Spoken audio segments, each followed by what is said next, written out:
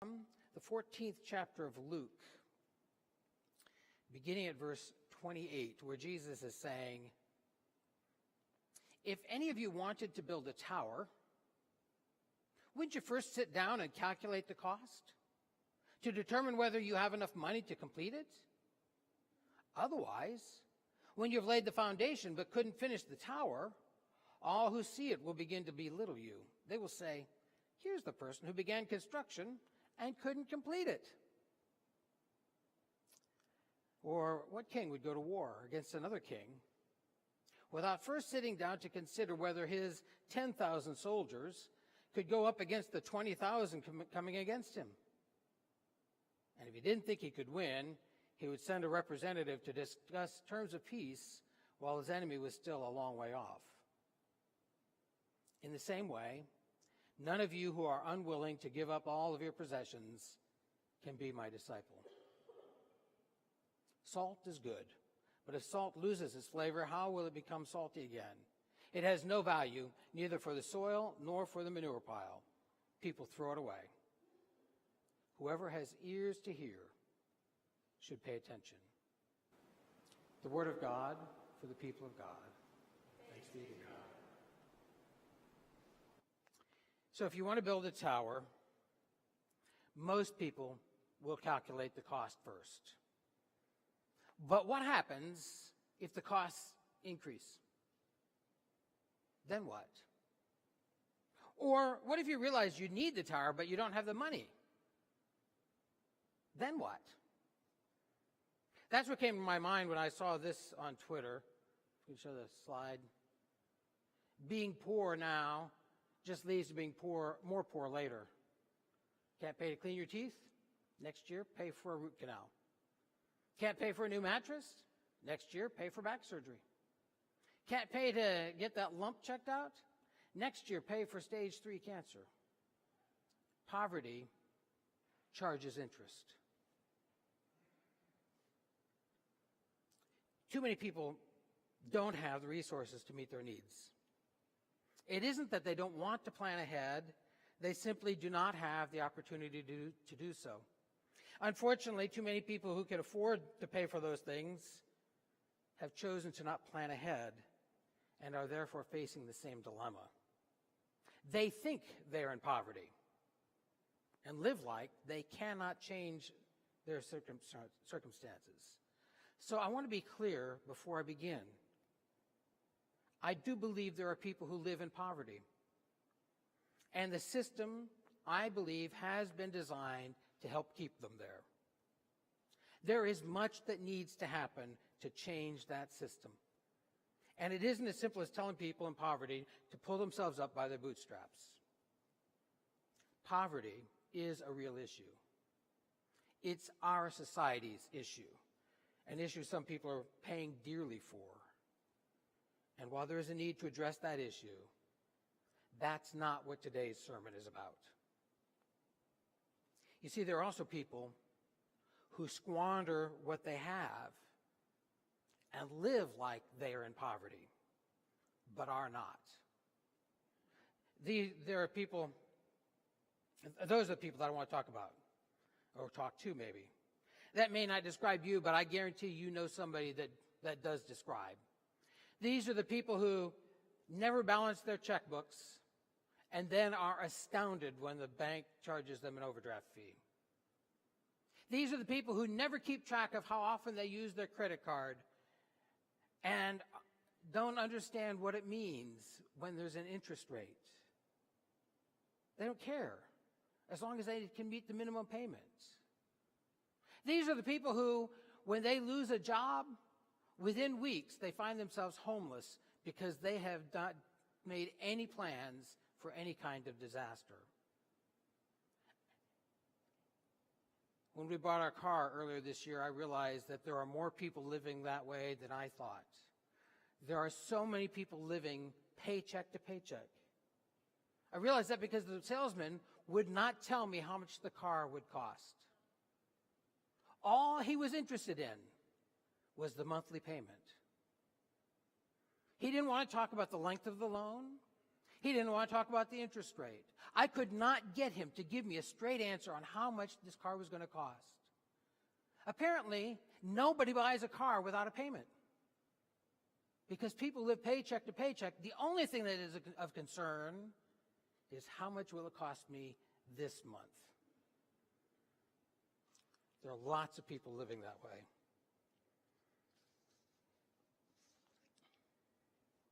They never do what Jesus suggests. Something Jesus speaks as if everybody should do. They don't count the cost before building a tower or buying a car. One of the stories Dave Ramsey tells in Financial Peace University is the all too common situation of people who get a flat tire and panic.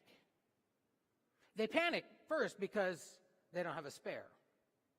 Then they panic because they don't have enough money to fix the flat tire. Then they panic because without a flat tire, or without their tire being fixed, they can't get to work. And then they panic because without going to work, they won't be able to pay their credit card bill. And they were planning to use their credit card to pay for the tire. It's a circle that keeps them going down and down. And the system that keeps the poor living in poverty doesn't help them much either. Justice Edward Ryan gave a speech in 1873 to the University of Wisconsin Law School. Among other things, he said these words: "The question will arise, and arise in your day, though perhaps not fully in mine, which shall rule, wealth or man? Which shall lead, money or intellect? Who shall fill public stations, educated and patriotic freemen, or the feudal serfs of corporate capital?" Yeah, like it or not, that's the world we live in. And the only antidote is to turn it around in our own lives, to stop letting money determine who we are and what we can do. The key is to learn how to tell our money what we want it to do because of who we are. And that begins with a budget. Now, most people don't like budgets. Too often we think of a budget as a straitjacket that ties our hands. We want to be independent. We want to be free. And for that reason, we refuse to do the hard work of drafting a budget. But the truth is that a budget is an important tool for us so that we can tell our money where to go rather than wonder where it went.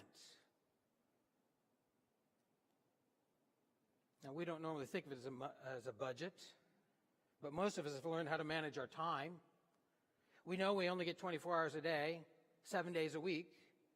Some of us learn the hard way that if we aren't careful, we will overcommit and find ourselves stressed out or burned out. We can budget our time by putting the important things on our calendar first, letting the less important things fall by the wayside. My favorite illustration of that comes from Stephen Covey. He encourages us to put first things first by making room in our calendar for the important things rather than letting the urgent things consume our time. We're going to watch a video where he illustrates that visually. There's a woman who has some rocks that are labeled. Some of them are labeled vacation time. Some are labeled family. Some are labeled from work. Let's watch this video of Steve Covey's.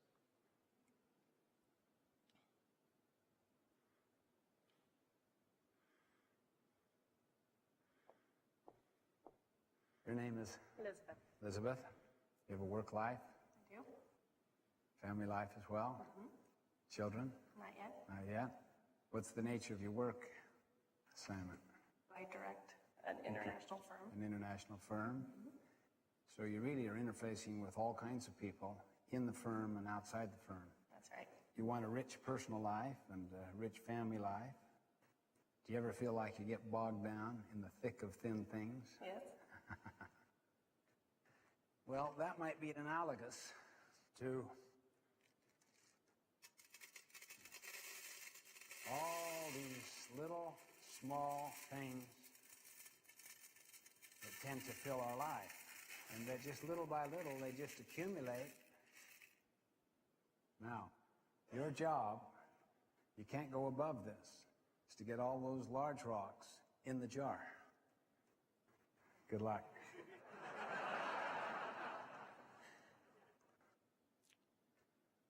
What's that one called? Q2, planning, preparation. Right. Planning, preparation, prevention, and empowerment. Okay, the next rock she's putting in there is called relationships and family.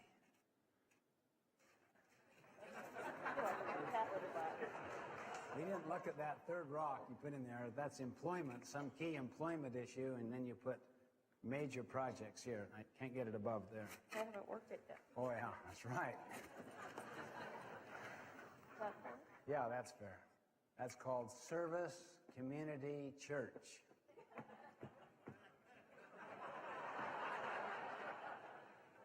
Do you ever feel like this? Yes.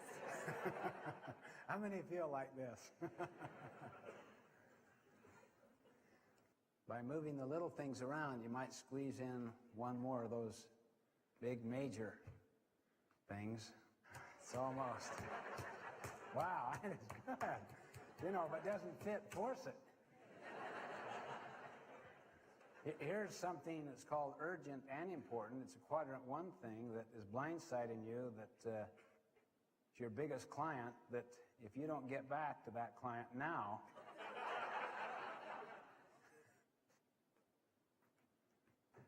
you've given up your vacation. And you have no special block of time just for yourself. I'll tell you what you can do if you want to. Like that. You can take a whole different approach. You have a totally fresh bowl. You can work out of a different paradigm altogether. Well, then I'd rather put these in the bottom. And then pour the little pebbles on top. Employment, Big opportunity, big opportunity. important and urgent. Block of time. Those young children keep looking at me. Glad my husband's not here. Now I dump these in there. Okay?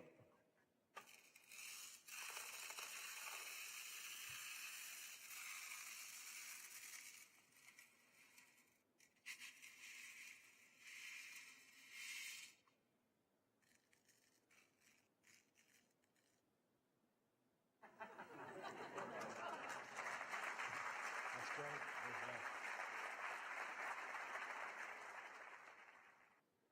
How many of you have seen that before? Some of you have.